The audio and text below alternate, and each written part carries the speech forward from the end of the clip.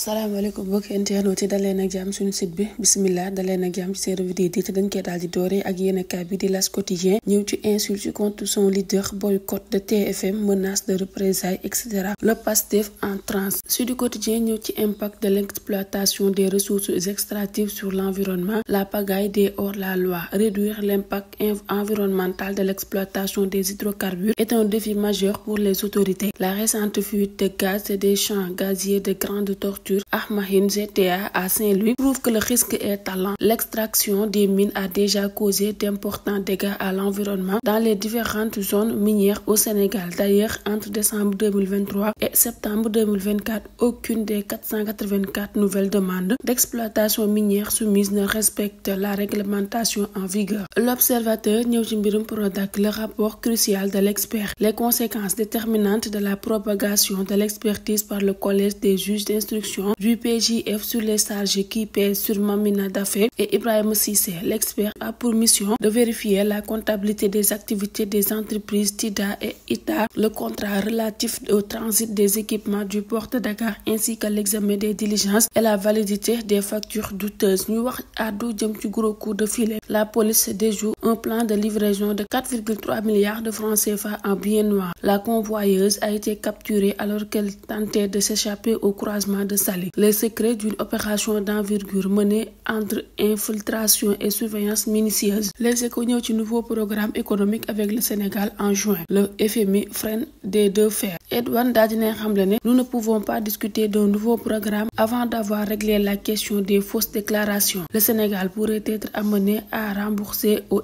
FMI les décaissements effectués sur la base des comptes publics erronés. Ñu wax àddu jëm ci amendement de la loi portant interprétation de la loi portant amnistie. Thierno Alassane Sall démonte Amadou Ba et livre à Pastef un cours de droit. L'exposé des motifs relève l'enfumage, l'interprétation et l'abominage. Nos juristes goudouanais confondent le droit administratif et le droit constitutionnel quant au sens du terme abrogation. Le Témoin daal di ñëw ci mbirum Farba Ngom et Tahirou Sarr, le pôle judiciaire financier à l'épreuve du cautionnement. Les véritables raisons de l'irrecevabilité des garanties en espèces et en nature estimées à près de 500 milliards de francs CFA. Source A ñëw ci suite aux révélations du rapport de la Cour des comptes, le FMI suspend le nouveau programme d'aide pour le Sénégal. Coup dur pour Dakar. Ñu wax ba léegi àddu jëm ci série de visites initiées par la bande à Maître Moussa Bokar Thiam auprès des foyers religieux du Fouta pour demander la libération de Farba Ngom et de Tahirou Sarr. Les positions des marabouts. Thierno Aliou Chérif Aïdara, du porte-parole de la famille chérifienne de Diankone, dañu xamle ne nous partageons vos peines car nous savions que le sort de Farba Ngom et Tahirou Sarr vous préoccupe, mais nous ne savions pas que vous êtes autant déterminés à même mobiliser toute cette délégation. Thierno Mohamedou Samassa à Matam la mu wax moo di ne la seule prière qui compte c'est celle d'appel à l'aide. Si vous ne pouvez pas parler directement aux autorités pour leur demander de l'aide, n'hésitez pas à passer par leurs proches que vous connaissez et qui pourraient les convaincre.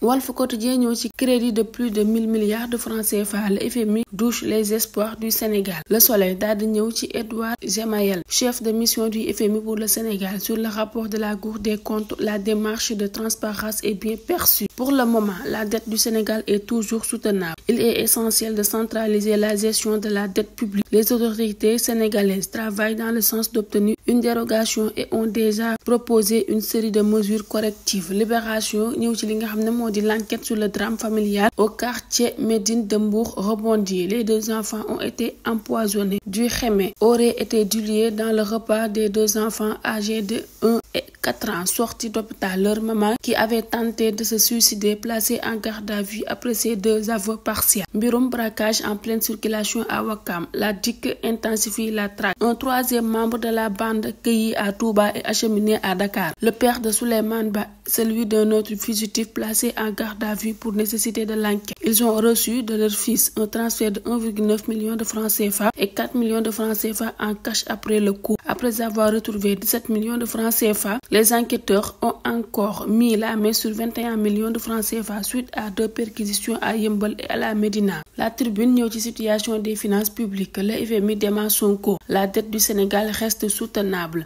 Le FMI refuse de donner de l'argent et impose ses conditions, dont la suppression de la subvention sur l'énergie. Le fonds exige ses preuves sur les fausses déclarations soulevées. Nous ne pouvons pas discuter d'un nouveau programme avant d'avoir réglé la question des déclarations erronées, précise le chef de mission du FMI. L'enquête ñëw ci relation Pastef-Médias, une guerre ouvre. Boycott, tension, accusation, la crise entre Pastef et les médias s'envenime. RTS, RFI, Groupe Futurs Médias, retour sur les précédents clashs. Les patrons de presse toujours sur le pied de guerre. Direct News ñëw ci errance des enfants dans les rues du Sénégal. Diomaye parviendra-t-il à mettre fin à ce fléau? Des milliers d'enfants errent dans les rues du Sénégal, contraints de mendier pour survivre. Cette pratique perdure malgré les législations en place et génère des profits colossaux. Mon phénomène repose sur un système organisé impliquant des enfants venus de pays voisins comme la Gambie et la Guinée-Bissau. Cela s'apparente à une forme moderne de traite d'enfants à des fins d'exploitation économique. Li Quotidien ñëw ci programme d'aide du FMI. Le FMI met le Sénégal en attente. Edouard Gemayel, du chef de mission FMI au Sénégal, daal dina xamle ne les autorités ont émis leur souhait d'annuler le programme actuel et de négocier un nouveau programme. Une fois le rapport examiné, on pourra recommencer les discussions. Le FMI préconise l'assainissement des finances publiques. Mbokk yi li mooy li gën a fës ci ëtt yéenekaay yi ñu leen di ñaanal yéen doog jàmm.